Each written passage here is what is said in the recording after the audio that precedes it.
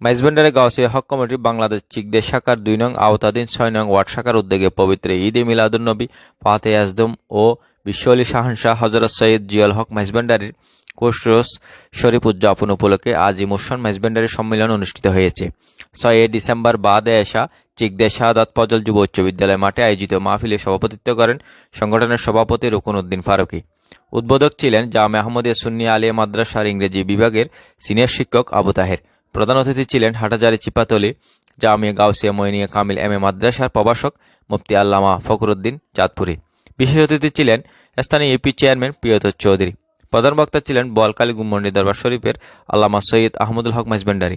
বিশেষ বক্তা ছিলেন চিকদে আলিম উদ্দিন সওদাগর জামে মসজিদের খতিব আল্লামা ফখরুদ্দিন আল কাদরি।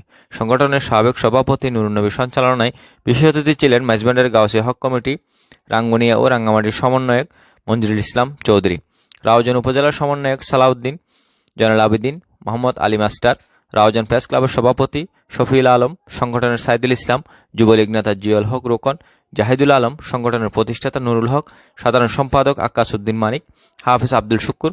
আরও উপস্থিত ছিলেন ওয়ার্ড শাখার সভাপতি মনসুর আলম মহিউদ্দিন, সাধারণ সম্পাদক আব্দুল নবী, মোহাম্মদ শফিউল আজম, তৌফিকুল ফরিদ মাসুম, ইয়াসিন ওসমান, সৈয়দ জালাল, শহীদুল আলম সহ আরও অন্যান্যরা।